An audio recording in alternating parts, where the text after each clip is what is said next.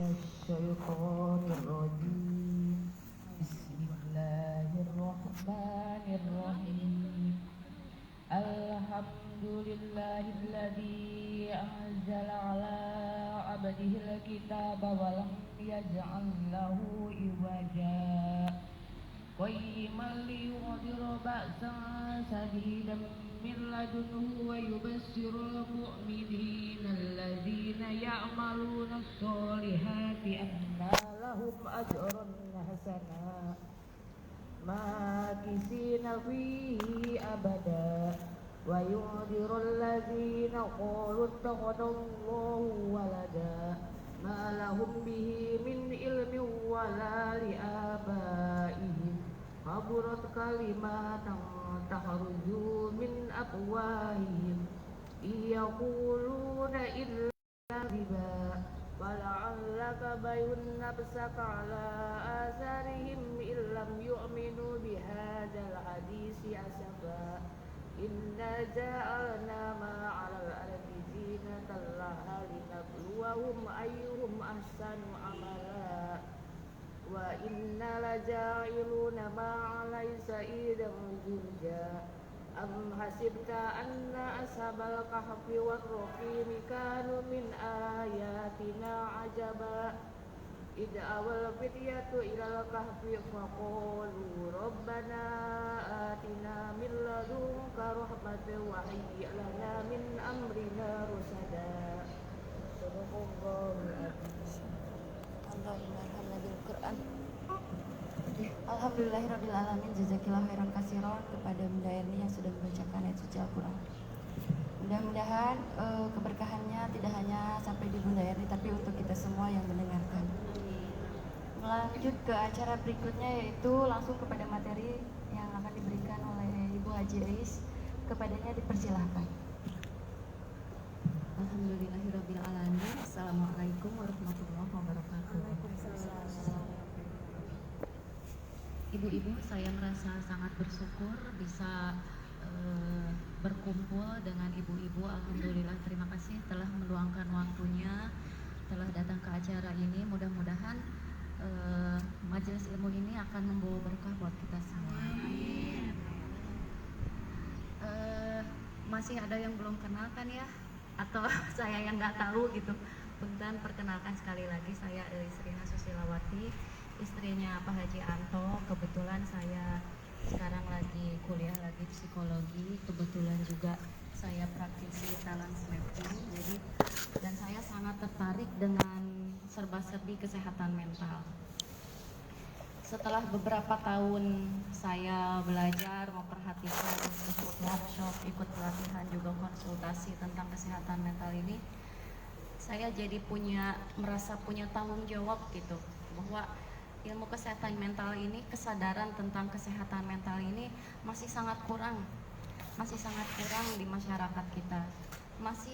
Masyarakat kita masih memandang stigma kesehatan mental itu dari mulai kita bangun tidur sampai kita mau tidur, keterampilan atau skill untuk mengelola masalah emosi, masalah stres, bagaimana berperilaku dengan pasangan, dengan anak, itu luar biasa besar gitu pengaruhnya. Jadi saya merasa sangat ikut bertanggung jawab gimana caranya supaya minimal teman-teman saya atau teman-teman Pak Haji sadar bahwa kesehatan mental itu sangat penting dan besar sekali pengaruhnya buat kehidupan kita. Nah, sebelumnya saya mohon maaf, saya di sini jangan diposisikan sebagai guru ya ibu-ibu.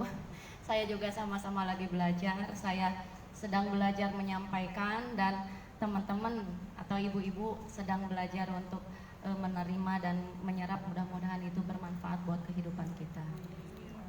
Amin ya rabbal alamin. Jadi kesehatan mental itu sebenarnya secara teori definisinya apa?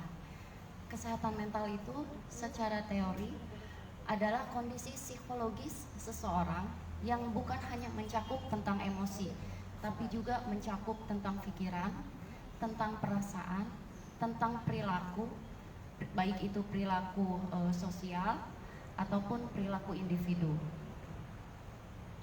Maaf ya, saya sambil lihat contekan Bu Ibu.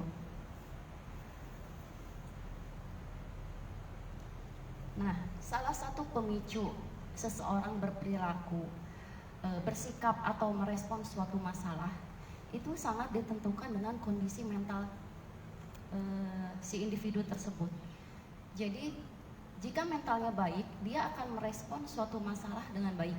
Jika mentalnya kurang baik, maka dia akan merespon masalah yang datang kepadanya dengan kurang tepat. Kalau bisa dikatakan ya tidak baik gitu, sehingga menimbulkan kerugian entah buat dirinya sendiri ataupun orang lain. Jadi di situ saya sangat sekali lagi menekankan bahwa kita sangat urgent, sangat penting sekali aware atau peduli terhadap kesehatan mental ini. Terus ciri-ciri mental yang sehat itu yang seperti apa sih gitu? Kan kalau misalkan itu penting berarti cirinya kalau orang yang bermental sehat apa? Ciri-ciri orang yang bermental sehat atau mempunyai kualitas mental yang bagus itu, satu, dia bisa menikmati kebahagiaan, atau dia bisa menikmati hari ini. Apa yang sedang dia lakukan detik itu, apa yang sedang dia rasakan, apapun yang terjadi dalam hidupnya di hari itu, dia bisa menikmati. Jadi dia sudah tidak terbelenggu lagi dengan perasaannya terhadap masa lalu, entah itu berupa penyesalan atau menyalahkan masa lalu atau apapun lah semacam emosi negatif. Dan dia juga sudah terbebas dari belenggu kecemasan terhadap masa depan. Jadi udah nggak mikir lagi, aduh nanti gimana, aduh nanti masa depan saya bakal gimana gitu. Jadi udah nggak ada kecemasan seperti itu. Betul-betul dia bisa menikmati apa yang dia lakukan, aktivitas yang dia lakukan di hari itu, sehingga dia bisa lebih fokus terhadap tugas-tugasnya di hari itu. Terutama kita ya ibu-ibu, kita punya tugas untuk mendampingi anak-anak, kita punya tugas juga untuk melayani suami, kita juga punya tugas untuk merawat diri gitu.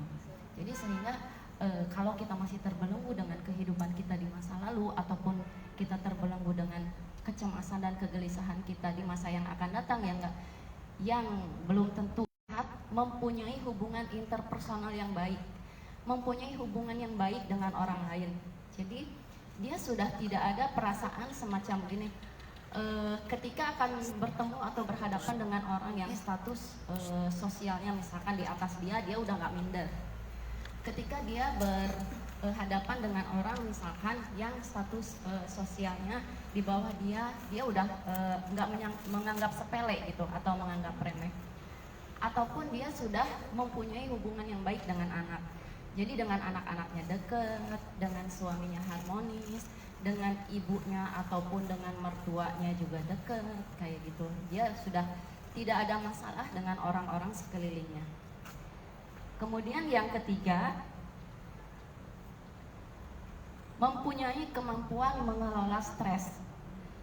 Di dalamnya itu yaitu dia mampu mengidentifikasi masalah, kemudian mengatasinya dan menyelesaikannya, dan mampu mengurangi dampak terhadap kehidupan sehari-hari. Jadi ketika masalah datang dia udah nggak panik, aduh gitu. Kalau misalkan ketika masalah datang terus kita merasa nggak enak, nggak nyaman, itu mah wajar ya, manusiawi.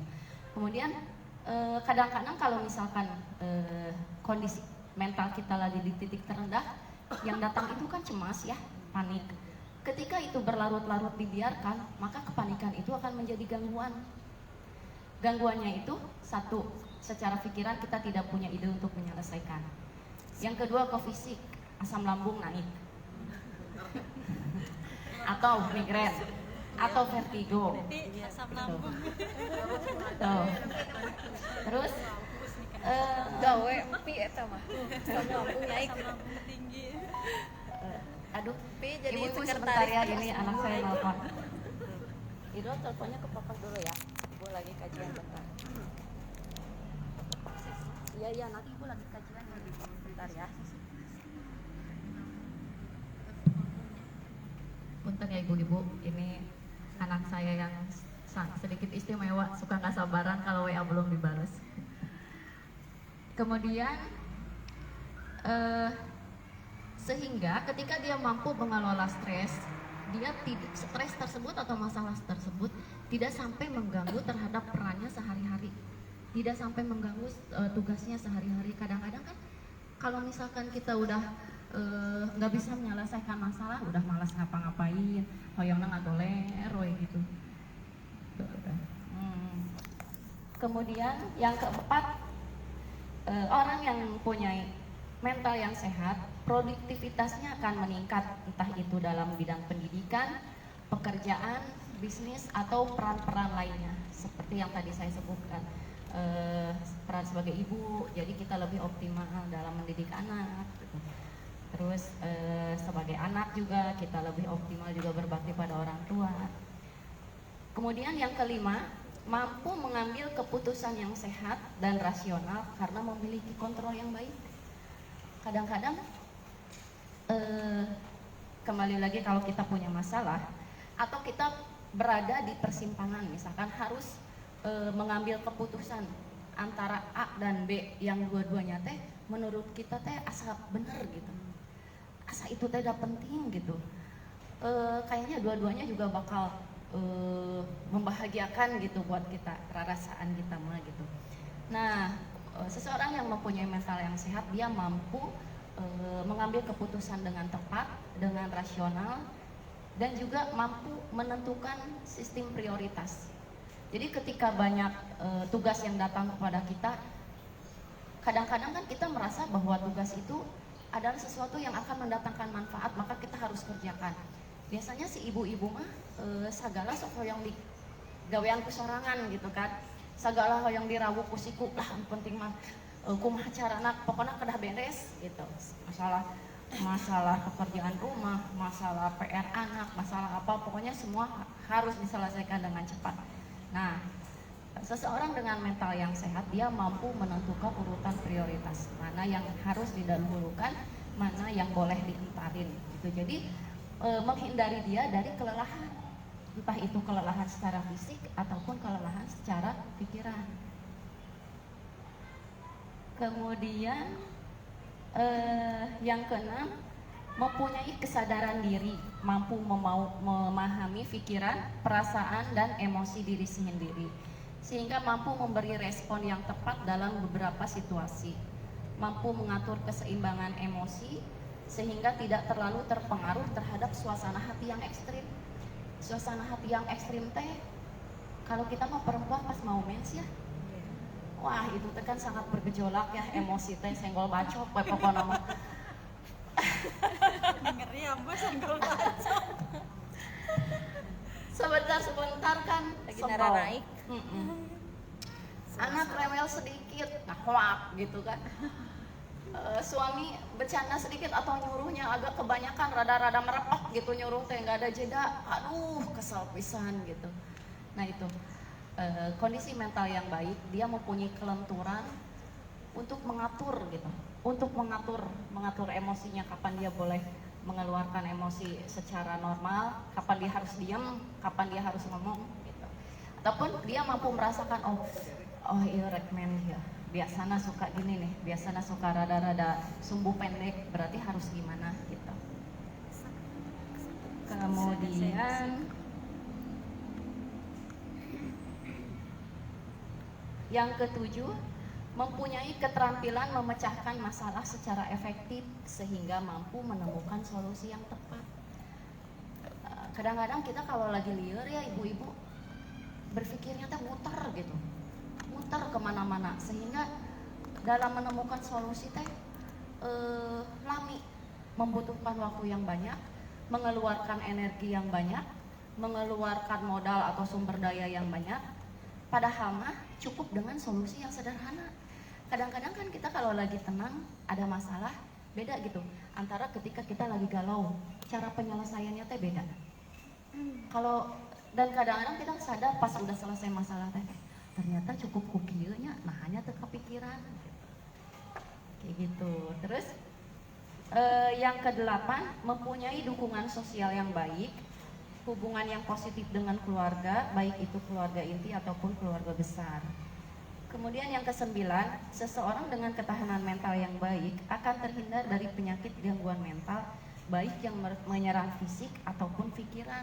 Nah ini yang tadi, kalau menyerang fisik itu disebutnya psikosomatis. Jadi ada saya punya teman di Bandung ya, dan dia teh sakit, woy.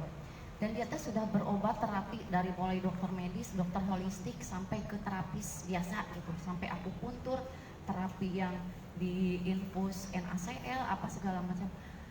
Terus suatu hari dia diare hebat sampai 45 kali, sampai pingsan, sampai gemeter. Terus sama anaknya dibawa ke UGD. Diare yang pertama ya, kenapa dia sampai gemeter sampai pingsan gitu, karena kehilangan banyak cairan, terutama kalium kata dokternya teh. Terus dia pulang lagi. Terus yang kedua diare lagi. Nah, ketika yang kedua mah dibawa ke rumah sakit, pasti yang pertama juga gara-gara kehilangan cairan, banyak keluar kalium, jadi dia kayak gitu. Pas yang kedua kali dibawa lagi ke dokter, ternyata setelah diperiksa, dicek darah segala macam, dia nggak kenapa-kenapa gitu, tensi normal, apa normal. Jadi hebat banget gitu. Si stresor itu menyerang ke tubuh tuh hebat banget gitu, sampai si tubuh kita sendiri sebenarnya kalau udah kayak gitu berarti nggak mampu lagi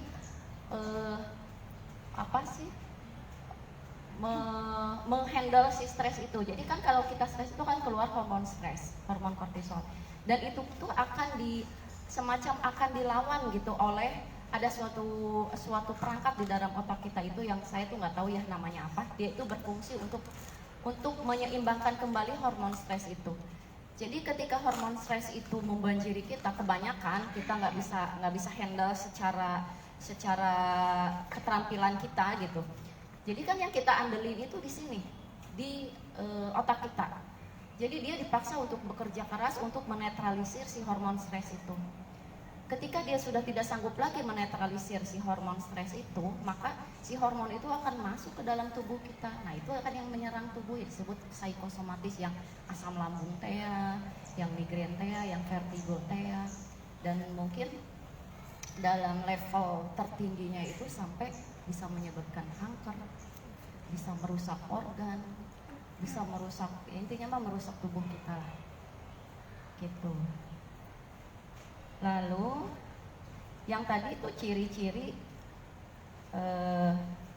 mental yang sehat ya, dia mampu, intinya dia mampu mengelola emosi. Bagaimana caranya supaya ketika permasalahan datang, si stres itu tidak sampai merusak ke pikiran, ke hati ataupun ke badan kita. Kemudian ciri-ciri mental yang tidak sehat itu seperti apa? Berarti kan tadi kebalikannya, itu ciri-ciri mental yang sehat, dan ciri-ciri mental yang sehat itu kebalikan dari yang tadi. Salah satunya itu, satu, tidak bisa menikmati hari ini, hatinya penuh dengan penyesalan di masa lalu, kecemasan di masa depan. Yang kedua, menarik diri dari pergaulan, karena selalu merasa tidak cocok dengan orang lain, selalu tidak bisa menjalani atau berhubungan dengan orang lain teh hese gitu. Itu teh ada, itu teh ibu. Itu teh ada orang-orang yang sampai dia sama sekali nggak mau kerja gitu. Ada itu teh banyak teman-teman saya yang mengeluh atau curhat gitu. Si suaminya teh tadinya dia kerja, kemudian dia resign. Setelah resign, tapi tidak berusaha bangkit untuk mencari lagi gitu. Untuk bangkit lagi.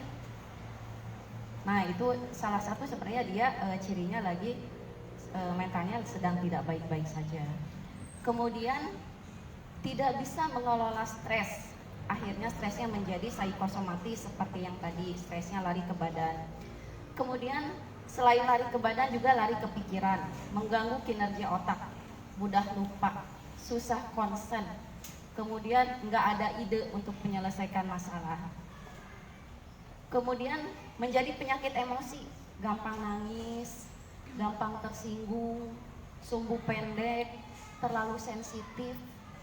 Terus yang paling berbahaya dari si tidak sehat mental itu, menyerang penyakit rohani, berburuk sangka sama Allah, merasa bahwa Allah tuh nggak sayang sama aku, atau Allah tuh kok nggak adil, kenapa orang lain mah bisa kayak gitu, kok aku enggak gitu. Kenapa sih doa-doa aku teh udah tahajud, udah sholat sunnah segala macam, kenapa sih doa aku teh belum dikabulkan wae gitu. Kemudian menjadi susah ikhlas untuk menerima takdir.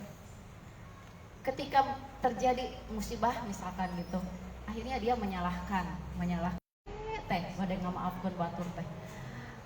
Upami misalkan orang tersinggung gitunya, orangnya udah minta maaf oke, aduh meneh hese pisan rarasaan teh gitu.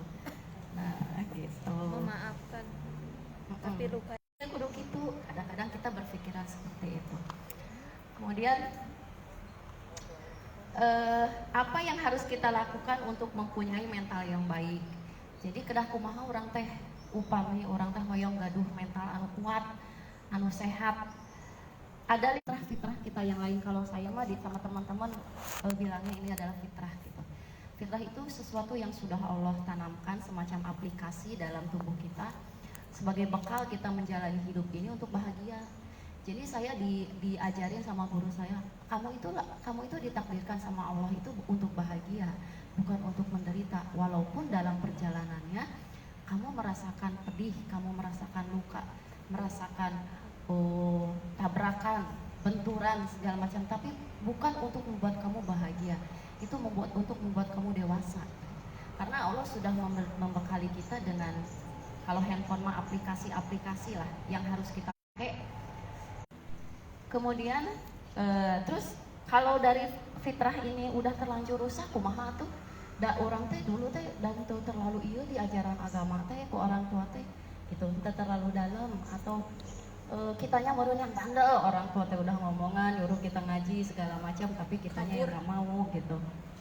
Nah sehingga kita merasa asa kurang dekat gitu sama Allah teh. Terus sholatnya asa kirang nikmat gitu, duka kumaha ada gitu. Terus merasa bahwa sholat itu hanya menjalankan kewajiban aja gitu, bukan ada di level kebutuhan, apalagi ada di level kesadaran gitu. Maka ketika kita sholat di level hanya menjalankan kewajiban, enggal gitu kan, beres. Ketika ada di level kebutuhan, kita ada, aduh apa nih, pas azan berkumandang langsung sholat gitu, dan ditunggu-tunggu gitu.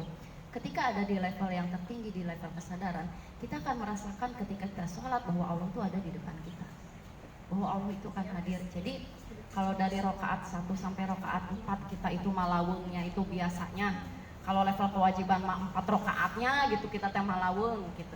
Tapi ketika berada di level kesadaran mah, ya kita malawungnya cuma di 1 rokaat misalkan. Dan itu mah nggak bisa dihindari ya. Dan nggak ada orang yang bisa khusyuk gitu. Dan maksudnya bukan nggak ada. Ya di zaman Nabi aja, kata Nabi sendiri bilang bahwa sholat untuk khusyuk itu nggak mungkin. Gitu. Itu dari fitrah keimanan. Kemudian dari fitrah keimanan itu apa lagi? Satu, kita memperbaiki hubungan kita dengan Allah dengan cara apa? Dengan cara tazkiyatun nafs, dengan cara bertobat. Kita mengakui sama Allah tuh, kita mengakui kalau bisa mah kita tulis 1 persatu dosa kita, akui gitu. Akui bahwa kita salah, ini dosa kita tuh ini. Dosa itu bukan hanya maksiat aja ya ibu-ibu. Kelalaian itu aja dosa. Kelalaian kita mendidik anak itu dosa. Itu salah gitu. Kelalaian kita tidak bersyukur terhadap kebaikan suami itu aja sudah dosa. Kadang-kadang kan kita teh ngerasa, dah orang mah terselingkuh, ya orang mah teh dosa. Nah, orang mah sekiring pengajian dah, tapi uihna orang ngomongkeun batur gitu kan. tasya, ngagibah tas. Wajah mana ngomongkeun. Terus apa lagi ya? Kita sholat malam rajin, kita ikut pengajian rajin, tapi dalam hati terbersit bahwa kita lebih suci daripada orang lain, itu aja dosa. Julid nahi. Kadang-kadang banyak hal sekali yang kita itu ngerasa nggak ngeh terhadap kesalahan kita hanya karena kita tidak bermaksiat. Maksudnya tidak bermaksiat secara vulgar gitu. Tidak bermaksiat secara vulgar, kita tidak menutup aurat pakai baju seksi, atau kita tidak, ya gitulah, semacam maksiat-maksiat yang terlihat dengan mata. Tapi sebenarnya setiap hari kita melakukan maksiat kepada Allah tanpa kita sadari, ataupun yang dengan kita sadari, yang sebenarnya kadang-kadang hanya antara kita dan Allah saja yang tahu. misalnya. Ya kadang-kadang kita tiba-tiba selintas kepikiran mantan gitu. Tergoda mantan. Tiba-tiba kita kepikiran apa, itu kan lintasan pikiran negatif yang ya kalau secara lintasan pikiran kalau ya tidak sengaja nggak dosa, tapi kalau misalkan kita tidak istighfar kan tetap itu akan berpengaruh dan setan mah untuk cali. Setan mah akan selalu menunggu kita di setiap persimpangan. Jangankan di setiap persimpangan, kita lagi jalan aja ditutur-tutur kan. Belum lagi ketika kita hijrah gitu kan. Orang teh mengeus tenang lah, kita udah on the track dalam hidup teh. Kita mau udah hijrah gitu. Tapi setan akan diam aja enggak. Nungguan manehna. Gitu, merasa lebih pintar dari suami, merasa lebih soleh dari suami. Nah, itu. Ya, nah itu ujian Merasa terberat lebih buat kita suci. ibu-ibu. Pertama, kita ibu-ibu mah biasanya lebih hidang mencari ilmu, mencari kajian, mengupgrade diri itu lebih rajin daripada bapak-bapak. Tapi ketika kita mendapat ilmu, pulang ke rumah anjir sama orang makieu. Gitu. Lupa. Terus kalau misalkan kata si Pak Ustadz oke, kudu kieu. Jadi berharap secara instan si suami juga mengikuti apa kata Ustadz yang kita dengar, sementara maneh nama datang ngadangukeun gitu. Ada geremot-geremot kayak gitu. Nah, itu pun berpotensi untuk menyebabkan masalah. Gitu. Itu dari fitrah keimanan. Kemudian dari fitrah emosional. Dari fitrah emosional tuh menyadari tema yang kita rasakan. Jadi itu pentingnya ada, kalau saya tuh kemarin diajari sama guru saya literasi emosi, belajar membaca emosi, dan yang PR saya itu mengajarkan literasi emosi terhadap anak sebenarnya penting sekali. Jadi kita harus sadar gitu, sebenarnya kita tuh lagi ngerasain emosi apa, karena banyak di generasi setelah kita gitu, di anak-anak SMA, anak-anak SMP yang dia teh ngerasa kebingungan menghadapi perasaan itu teh apa gitu. Dia nggak bisa ngebedain yang namanya rasa takut, rasa cemas, rasa marah. Dia nggak bisa ngebedain. Nah, ini yang harus ibu-ibu kita sebagai ibu-ibu, supaya kita bisa mengajari anak dengan mengajari lagi ke anak kita harus belajar untuk menyadari tema emosi yang kita rasakan. Kemudian ketika kita mendapat tema emosi yang negatif yang kita nggak suka, kalau misalkan kita dapat rasa bahagia, rasa senang, kan itu juga emosi. Kan kita itu mah enak ya, nyaman, kita menerima dengan senang hati. Yeay, itu akhirnya aku sekarang mendapatkan kebahagiaan. Tapi kalau kita mendapat emosi yang negatif mah, kan kita teh alim, menolak, nggak mau menerima. Bahkan di level tertentu nggak mau merasakan, denial, menyangkal. Tuh. Jadi ketika kita merasa sedih, aku mah karena saking nggak mau merasakan kesedihan itu, dia menganggap bahwa dia tidak merasakan itu. Tuh. Nah itu teh faktor penghambat untuk nanti mengalirkan si emosi negatif tersebut. Jadi langkah pertama secara emosi mah kita menyadari. Yang kedua kita menerima. Orang teh terima ikhlas, oh ya kita teh lagi sedih karena A, kita lagi sedih karena B. Tampi gitu si perasaan itu teh. Nggak apa-apa, maksudnya bukan merasakan emosi negatif, mampu mengakui itu adalah emosi negatif, tidak memperlihatkan bahwa kita itu lemah, bukan. Karena dengan menerima kita akan mampu mengalirkannya dengan tepat. Mengalirkan teh misalkan namun sedihnya orang teh nangis, namun misalkan orang teh ambek, yang orang teh kalau misalkan bisa kita ungkapin ke orangnya, kita kasih tahu misalkan ke anak, anak kesal gitu ya, rewel gitulah, terus orang teh lagi capek atau apa, atau anak berbuat sesuatu yang menyebalkan gitu, orang kesal, kita bisa menyampaikannya, adek, mama nggak suka loh adek bersikap seperti itu. Adek, mama nggak suka loh. Kalau kita sudah bisa menerima emosi kita bisa ngomong kayak gitu. Tapi kalau kita nggak bisa menerima emosi kita, hai mana? Aisyah, gitu ya tuh, gitu. Terus atau misalkan sama suami itu dikasih belum pokoknya mas belum Iya, selesai dikasih pekerjaan belum. yang ini udah nyuruh lagi yang lain gitu kan sering aduh itu teh kesel pisan.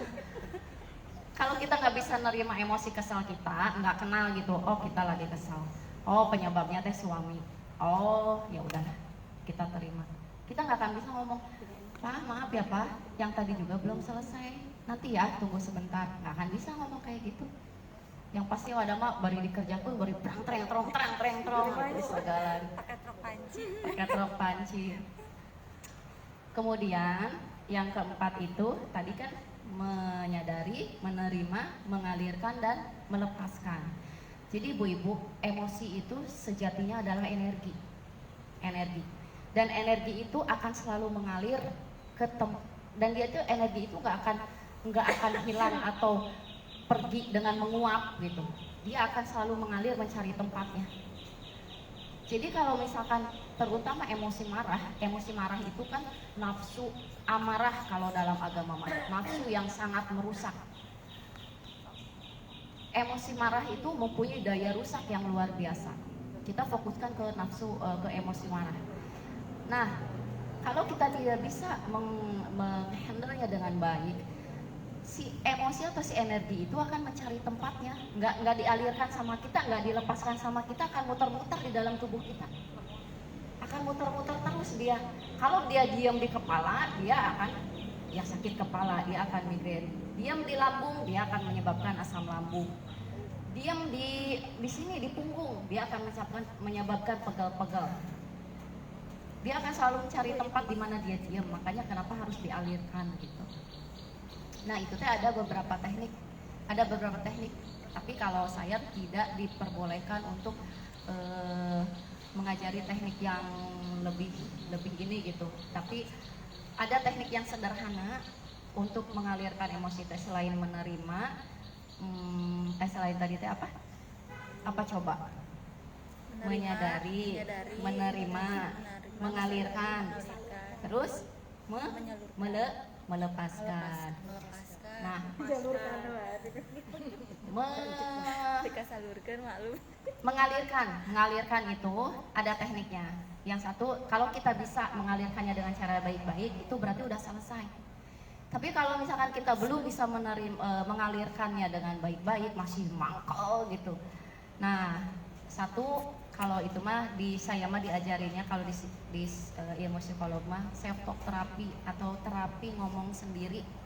Terapi ngomong sendiri teh bukan berarti gila. Gitu. Tapi harus dibiasakan itu. Suka ya? Kamu hebat gitu-gitu kan ya? Ya itu mah afirmasi. Oh, beda itu ya? mah afirmasi. Ini mah kalau misalkan kita lagi ngerasain emosi negatif yang ketika kita harus mengeluarkan. Kalau afirmasi mah dari kita kan ngasih afirmasi positif ke dalam diri. Nah kalau ini mah mengeluarkan energi. Nah kalau afirmasi mah memberi energi positif ke dalam diri. Kalau mengalirkan mah mengeluarkan energi negatif keluar gitu. Itu dengan ngomong sendiri. Misalkan contohnya kalau saya mah masuk kamar mandi, depan kaca, di kamar mandi kan sok aya kaca. Saya bayangin si orangnya teh aya di sana. Mana itunya? Terus dikeluarin. Gitu. Kemudian kalau misalkan ada lagi yang misalkan senang nulis, tulis gitu, pokoknya masih bahasa kasar punten sanes mamatahan anu ya. Kadang-kadang kita harus mengeluarkan sisi sarkas kita dalam diri, sarkasme kita dalam anjing monyet goblok. Kalau misalkan lagi memang diperlukan gitu. Kalau itu ada dalam hati kita, tulisin keluar, jangan disimpan gitu. Kalau ada, kalau enggak ya alhamdulillah gitu. Ini mah kalau ada nih sisi sarkas dalam diri kita masih ada, tulis, keluarin gitu. Di Facebook? Jangan.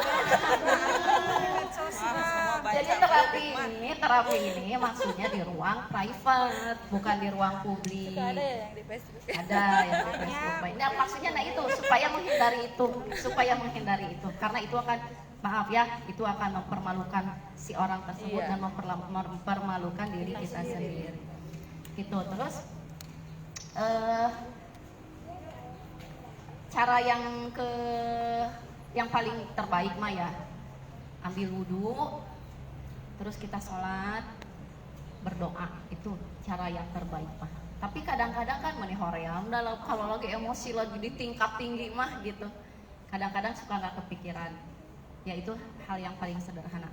Kalau misalkan di luar nih, kalau misalkan kita lagi di luar, terus ketemu hal yang sangat menyebalkan dan kita bikin kita akan kehilangan kontrol. Nah ini Bu, kan di dada kita nih ada tulang. Nah di bawah dada itu ada lekukan. Nah itu diketuk-ketuk. Diketuk-ketuk biasanya kalau sama seperti ini gini gitu.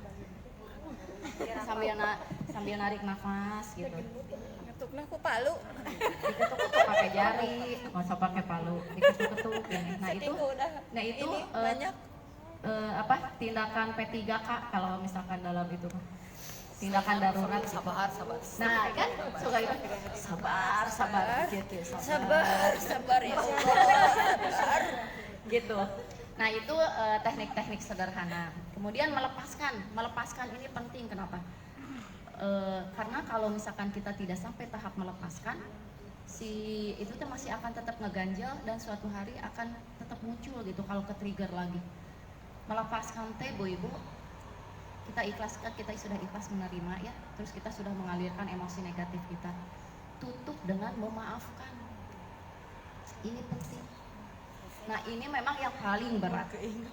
Yang bagi Abri pribadi kadang-kadang masih belum salah merasakan terima ikhlas gitu. Nah bagi saya kamu tahu, tapi yang lain nggak tahu. Kadang-kadang sok ada masih. ya Nah ganjalan, ya. Nah itu harus, ya itu mah perjalanan ya Bu ya, karena memaafkan itu adalah perjalanan. Memaafkan itu adalah perjalanan yang harus kita niatkan, kita usahakan, dan kita doakan mudah-mudahan Allah melapangkan dada kita, gitu, supaya Allah meringankan hati kita, melembutkan, gitu. Ya, nanti insya Allah kalau kita memang sudah niat, terus kita ada usaha, insya Allah suatu hari entah itu kapan kita akan lebih lembut gitu, akan lebih, ya akan ada aja jalannya gitu, kayak gitu. Tutup dengan memaafkan, bukan hanya memaafkan orang lain atau orang yang bersikap tidak baik terhadap kita, tapi juga memaafkan diri kita sendiri. Karena kenapa? Kadang-kadang ketika kita emosi kita lepas kontrol, kadang-kadang kita berbuat konyol, kadang-kadang misalkan kita atau udah kelepasan marah-marah, kelepasan ngontrol misalkan ya, kadang-kadang kan kita suka malu sendiri ya ketika kita udah sadarnya mah gitu. Ya itulah, kita harus belajar supaya memaafkan orang lain juga memaafkan diri sendiri. Nah itu tekniknya untuk merawat kesehatan mental. Coba sebutkan ada 5 pilar yang harus kita rawat, apa aja Bu Dina? Satu, pilar keimanan. Iya, yang kedua? Pilar emosional. Iya, yang ketiga? Apa ya? Tadi lupa. Ada yang ingat? Ada 3 tadi apa ya? Oh memang belum. Baru 2 ya? Baru 2. Yang ketiga yaitu pilar intelektual. Tadi kan pilar emosional ya ibu-ibu. Yang ketiga pilar intelektual. Tong hilap, walaupun sesibuk apapun kita input memori kita, otak kita, jiwa kita dengan wawasan-wawasan baru, wawasan-wawasan yang positif, membaca buku, ikut kajian, ikut Niko, ikut komunitas yang mendukung kegiatan kita, terus ikut workshop, pelatihan, pokoknya ikut, tapi tidak berlebihan juga ya, maksudnya disesuaikan aja dengan peran-peran kita. Ikut aktivitas-aktivitas yang bisa mengupgrade diri kita. Nah itu penting. Kemudian yang keempat itu pilar sosial. Pilar sosial itu berarti menjalin hubungan baik lagi kita dengan orang lain. Yang paling utama yaitu menjalin hubungan baik dengan anak, melakukan bonding, melakukan attachment. Kalau perlu kita misalkan kita sudah terlanjur jauh sama anak, kita sudah terlanjur berjarak sama anak, jangan malu untuk minta maaf. Untuk ngedeketinnya lagi jangan malu untuk minta maaf. Jadi ibu-ibu kalau sama anak mah katanya 1 bentakan harus kita bayar dengan 7 kebaikan. Nah itu baru tidak akan menyisakan luka di hati anak. Tapi ya yang ada kita mah ya 2 kebaikan 7 bentakan. Paling waktu nggak bentak mama. Iya, ya itu hati-hati ya ibu, karena itu tuh akan membuat inner child yang buruk di anak dan itu akan berdampak pada masa depannya, terutama ketika dia sudah berumah tangga. Jadi dampaknya muncul dari inner child yang buruk itu bukan pada saat dia ketika bergaul dengan teman-temannya. Ada yang sampai pengaruhnya tuh udah kelihatan gitu. Saking sudah rusaknya hubungan orang tua dengan anak, saking sudah rusaknya pengasuhan, di level dia pergaulan aja dia sudah bermasalah. Tapi ada juga yang secara pergaulan dia tidak bermasalah, ketika memasuki ranah rumah tangga baru kelihatan. Itu dampak dari sosial, dampak dari hubungan yang tidak baik dengan anak. Kemudian perbaiki hubungan dengan suami, dengan ibu, dengan mertua, kemudian dengan tetangga, dengan sahabat-sahabat kita. Barangkali kita pernah melakukan kesalahan atau kita pernah punya sahabat terus sekarang jadi mantan sahabat atau apa. Intinya ketika kita punya PR-PR di masa lalu yang berhubungan dengan orang lain, segera perbaiki. Kemudian yang kelima itu yang harus dirawat itu pilar jasmani. Nah ini pilar jasmani. Pilar jasmani ini adalah hal yang sering kita lalaikan, sering banget. Karena kalau sosial mah kita ngurusin orang lain, berhubungan dengan orang lain, jasmani mah kita berhubungan dengan tubuh kita sendiri. Kita tuh sering lupa kalau Allah itu memberikan kita tubuh itu sebagai kendaraan kita untuk menjalani hidup di dunia. Allah kasih fasilitas gitu, dari ujung rambut sampai ujung kaki dengan segala macam kesanggihan dan kecerdasannya gitu. Kita itu cerdas. Mana kita bisa nggak kita bikin? Misal kita bayangkan gimana bisa ya Allah menciptakan aliran darah kalau misalkan dibentangkan bisa dari ujung Jakarta sampai ujung Surabaya panjangnya, terus bisa simple plak ada di tubuh kita. Terus Allah menciptakan organ-organ yang kita sering lupa untuk merawatnya. Terus kita kadang nggak sadar kita kasih makan dan minuman yang nggak sehat. Terus kita kasih toksik pikiran yang jadi racun, menimbulkan hormon kortisol yang berlebihan, hormon stres yang berlebihan. Terus kita kasih juga sama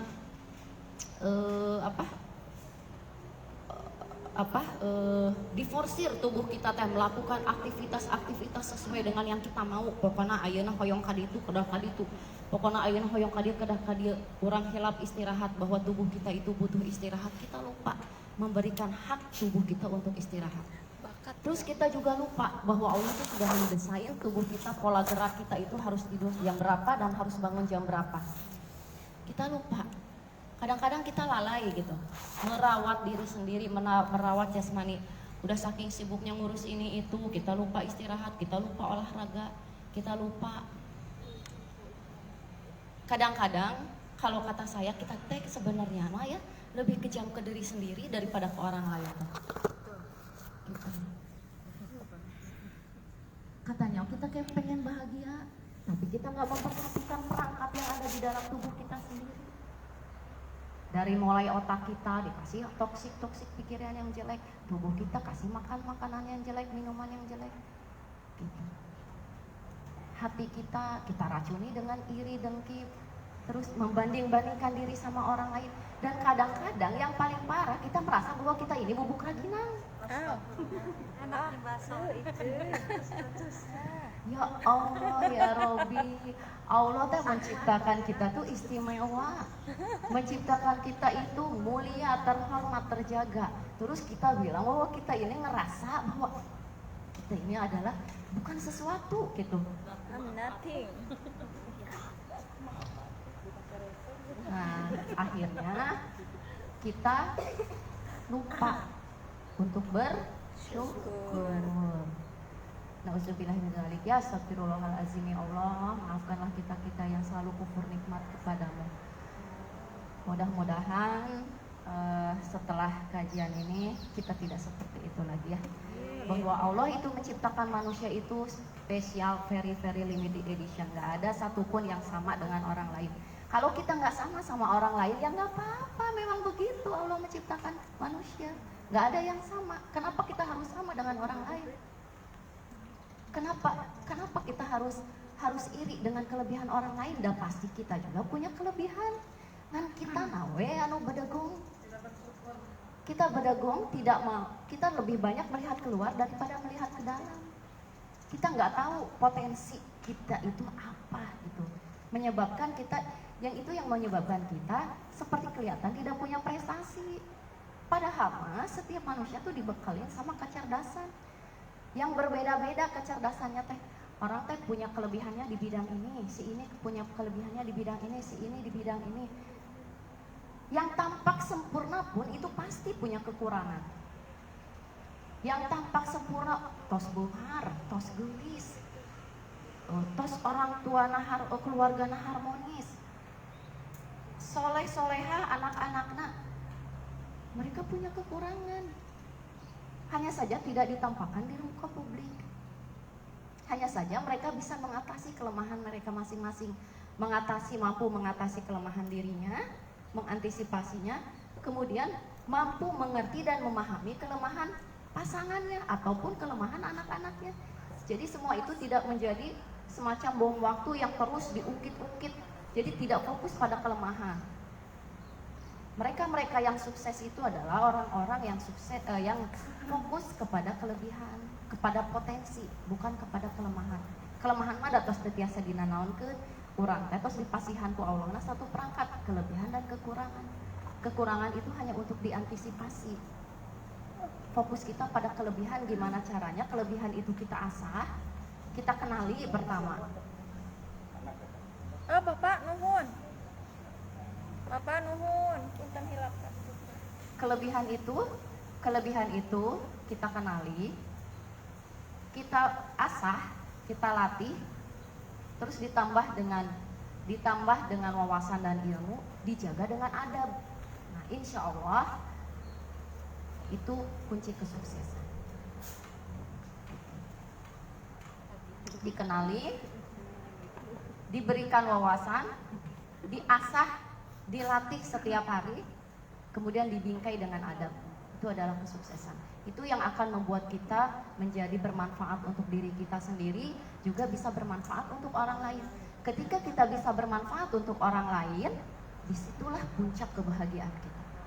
Disitulah yang namanya well-being. Kalau sekarang mah anak-anak sekarang mah katanya teh lagi ngetren ngomongnya teh mencapai well-being. Well-being itu kebahagiaan sejati, bukan kebahagiaan semu. Kebahagiaan sejati itu ketika kita bertemu dengan diri kita sendiri, juga bertemu dengan maksud Allah menciptakan kita. Gitu. Karena Allah itu menciptakan kita, satu untuk ibadah, yang kedua untuk menjadi khalifah, yang ketiga untuk dakwah. Itu juga. Dakwah itu kan sudah perintah di dalam surat Al-Asr. Sesungguhnya manusia itu ada dalam kerugian kecuali orang-orang yang saling mengingatkan dalam kesabaran, dan juga orang-orang yang mengingatkan dan juga saling mengingatkan dalam menetapkan, saling menasihati dalam kebaikan, dan juga saling menasihati dalam menetapkan kebenaran. Artinya kita saling mengajak kepada kebaikan, dan kita juga saling mengingatkan dalam kebenaran. Ketika kita ketika ada masalah nih di keluarga lah, atau di masyarakat umumnya, yang lebih luasnya, kita bisa berkontribusi untuk minimal memberikan solusi. Kalau misalkan kalau saya kayak saya sekarang, oh ya, saya dikasih siklus kehidupan sama Allah, pernah bermasalah secara emosi, saya pernah bermasalah secara mental, kemudian saya sembuh, kemudian saya mendapatkan ilmunya, menambah ilmunya lagi, maka saya punya tanggung jawab untuk mendakwahkan itu lagi kepada teman-teman saya, terutama khususnya mah ibu-ibu gitu, karena saya perempuan, khususnya anak-anak saya atau orang terdekat saya gitu. Akhirnya pada larinya akan ke sana, karena hidup itu adalah perjalanan dari Allah menuju kepada Allah. Ketika hidup kita tidak punya tujuan, mana sih teh? Maaf, ini saya gambarkan, ini mah cuma analogi aja supaya kita lebih gampang gitu memahaminya. Sebentar.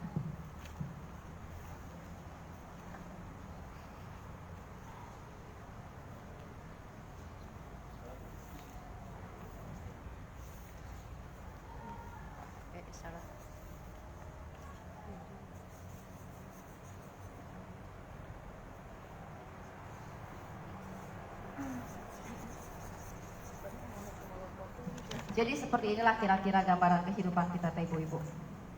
Ini kita, ini tujuan. Orang punya planning, orang punya tujuan dan punya planning. Ini mah harapan kita, keinginan. Keinginan kita mah kan hidupnya segini we kan. Sesuai dengan keinginan kita, sesuai dengan planning kita. Ini kan tujuan kita Allah. Bahagia, kita pengen bahagia atau apa gitulah tujuannya. Pengennya mah begini weh. Hidup kita sesuai dengan apa yang ada di dalam pikiran kita. Tetapi kenyataan, realnya kayak gini. Naik, turun, naik, turun, naik, turun, naik lagi, turun lagi, kabubut lagi, naik lagi, jebret lagi. Gitu. Tapi kalau orang punya tujuan dan punya planning, tetap akan sampai. Dan gak ada orang yang seperti ini, kehidupannya gak ada. Gak ada satupun manusia di dunia yang kehidupannya sesuai aja dengan kemauan dia, gak ada. Orang sukses itu pasti ditempa dengan kehidupan yang sangat berat, pasti itu. Kita aja yang gak tahu penderitaannya, gitu. Kemudian ini kita, ini tujuan. Orang yang tidak punya planning, tidak punya tujuan dan planning itu hidupnya kayak gini. Tuh nyampe nya ruwet gitu. Ruwet hidupnya teh. Yang terjerat pinjol lah. Yang anak-anaknya nakal lah. Yang susah pisan erek ibadah teh. Gara-gara dia, maksudnya teh dia nggak mau memaksakan diri untuk ibadah, mengakui bahwa sujud ke Allah teh saya banyak itu teh. Yang maaf ya, bukan mau menciptakan aib orang, tapi saya punya karyawan beberapa. Gajinya tuh kan beda-beda ya, Bu Ibu. Salah satu karyawan saya ada yang si A sama si B. Si A mah gajinya tuh lebih besar, si B umpama gini. Si A 3 juta, si B cuma 2 juta. Si A mah tara sholat, si B osok sholat. Hidup nate ruwet pisan ieu si A teh. Hutang deui saya sampai berapa kali bayarin hutang dia. Hutang ke pinjol, hutang ke Bank Emok, hutang ke mana. Udah dibayarin beberapa kali, ngahutang deui. Tara sholat, istrinya tara sholat. Udah dibilangin, ari maneh rek kitu wae hirup teh. Yang itu atuh Bu, nya terus rek naon atuh? Sholat atuh. Minimal maneh teh sholat. Udah kadang-kadang sok kieu Bu. Urang teh sholat oge teu beunghar-beunghar. Gitu. Maneh sok aya pikiran kitu? Heeh, sirik maneh ka urang? Kata saya teh. Hayang jiga urang maneh teh. Lamun maneh hayang jiga urang, maneh turutan si bapak. Gitu. Si bapak oge sarua jiga maneh ti supir heula. Si bapak oge sarua jiga maneh ti kuli heula, tukang ngelapan mesin. Ayeuna bisa jika kita maneh teu nyaho penderitaanna, maneh teu nyaho kumaha cara usahana, ujung kumaha manehna ka indung bapana, berbaktina kumaha. Maneh teu nyaho segala sesuatu anu di belakang maneh nyahona ukur si bapak teh geus sukses we. Jadi bos bawa duit gitu. Oh ya Bu. Akhirnya saya teh jadi sering undang ustad seminggu sekali gitu. Jadi apa ya, kadang-kadang orang itu berperilaku karena sebenarnya tidak punya ilmu. Mungkin dibesarkan dari kecil sama lingkungan yang tidak baik, mungkin juga pola asuhnya yang tidak baik. Nah yang si B mah gajinya cuma 2 juta. Tapi dia teh rajin sholat teh. Setiap habis maghrib ngaji. Hidupnya teh flat teh, stabil gitu. Bukan flat, stabil. Siang A itu sempat kami belikan rumah. Yang si B mah belum karena masa kerjanya masih belum lama daripada si A. Si rumah itu si A mah udah dijual deh buat bayaran hutang. Yang si B mah sampai sekarang masih jadi, sudah dipondasi. Yang si B juga sama, akhirnya saya belikan tanah waktu itu teh. Kamu sok saya beliin tanah buat ngebangunnya, kamu nabung sendiri. Nah, yang si B mah awet sampai sekarang teh si tanah nama si ayah perlahan-lahan Bu. Kalau misalkan ada bekas-bekas bongkaran Bapak di proyek dikumpulin gitu Bu. Kanggo abinya Bu batana, kanggo abi ieuna, kanggo abi kayuna gitu buat dikumpulin. ya hidupnya teh lebih stabil, alhamdulillah. Ya seperti itulah kira-kira gambaran, maksudnya gambaran ketika tidak punya tujuan dan tidak punya planning, keruwetannya teh seperti itu dan nyata gitu. Karena pengaruh keimanan terhadap kehidupan kita teh sangat-sangat kuat. Walaupun si B teh ya dia teh gede antok secara emosi mah gitu, walaupun secara emosi mah lebih baik si A mah sumungguh dawuh gitu, ya Bu, mohon Bu, cara memperlihatkan sikap yang gimana kalau kecapean atau gimana gitu. Si B mah lain, dia teh kalau kecapean ningalikeun ketidaksukaannya. Ya itu mah secara ini ya hubungan manusia gitu, wajarlah manusiawi seseorang dalam keadaan. Tapi ketika kita punya tujuan, terutama tujuannya kepada Allah dan kita selalu beribadah meminta, ya akhirnya Allah jaga gitu kehidupannya teh, kehidupan rumah tangganya dijaga, anak-anaknya, istrinya gitu. Itu ibu-ibu hapunten pisannya bilih sedikit menggurui atau apa gitu, bilih agak-agak menyindir atau gimana gitu, mohon maaf, saya tidak ada maksud yang tidak baik, tidak ada maksud yang jelek atau apa. Saya hanya ingin saling mengingatkan kita. Kadang-kadang kita bisa diingatkan dengan baik-baik, dan kadang-kadang kita perlu diingatkan dengan sedikit tamparan gitu. Seperti juga Allah kepada kita, kadang-kadang kita dikasih petunjuk dalam hati berupa intuisi, diingatkan dalam hati ulah gitu, tapi kadang-kadang kita mengabaikannya. Kemudian Allah menegur lagi, mengingatkan kita lagi dengan sedikit lebih keras lagi gitu, supaya kitanya ingat lagi. Intinya mah seperti itu. Gitu, demikian materi dari saya. Mudah-mudahan bisa bermanfaat, mudah-mudahan bisa berkah, mudah-mudahan bisa memperbaiki kehidupan kita ke depannya. Mudah-mudahan kita juga nantinya bisa menjadi kebermanfaatan kita terhadap orang lain meningkat, level bahagia kita melengkap, sehingga kualitas hidup kita juga meningkat. Amin ya robbal alamin. Demikian dari saya. Wassalamualaikum warahmatullahi wabarakatuh. Waalaikumsalam. Alhamdulillah, jazakallahu khairan Bu Haji Eis sudah memberi materi, berbagi materi kepada kita. Mudah-mudahan apa yang disampaikan oleh beliau ada yang nempel ya di kepala kita, lalu mungkin kita praktekkan di kehidupan kita sehari-hari. Bagaimana kita sebagai seorang ibu, istri, juga sebagai perempuan yang bersinggungan dengan banyak orang, menjalani kehidupan sehari-hari agar tetap menjaga mental kita tetap sehat, menjauhi stres. Bagaimana cara mengelola stres kita agar kita bisa menjalankan peran dengan semaksimal mungkin, entah itu sebagai seorang ibu, sebagai seorang istri, atau sebagai manusia yang bersinggungan dengan manusia yang lain. Kadang termasuk saya juga ya, kemarin ini otak tuh kayak dipres banget, kepala itu berbagai macam masalah atau berbagai macam hal yang harus dipikirkan, benar-benar menyita atau menguras pikiran saya gitu Bu. Kadang sampai Kak Riet kemarin mah gitu. Biasanya saya itu santai dengan masalah apapun, saya santai gitu. Ma Allah kayak gitu ya Bu ya. Tapi kemarin karena mungkin didera dengan berbagai hal, jadi rada ngepres karena sirah rada rieu, terus jadi kepikiran, bahkan sampai nangis gitu. Saya itu termasuk orang yang jarang mengeluarkan air mata atau susah mengeluarkan air mata, bandel gitu mau hal apapun, kecuali tentang anak ya atau tentang ibu, saya memang rada mellow. Tapi untuk hal-hal yang misalkan di luar itu saya rada sulit mengeluarkan air mata. Tapi kemarin karena mungkin saya sudah dalam keadaan yang capek, terusan terlalu banyak hal yang mendera isi kepala saya, sampai saya terkuat gitu nangis.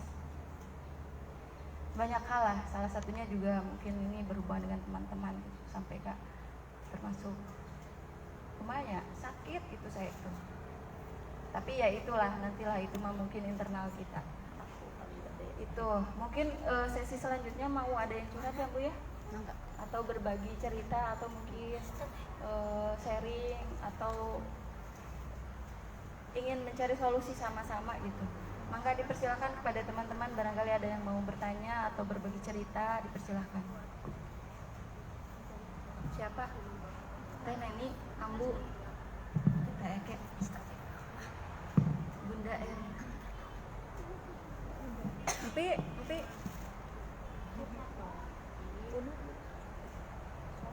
siapa enggak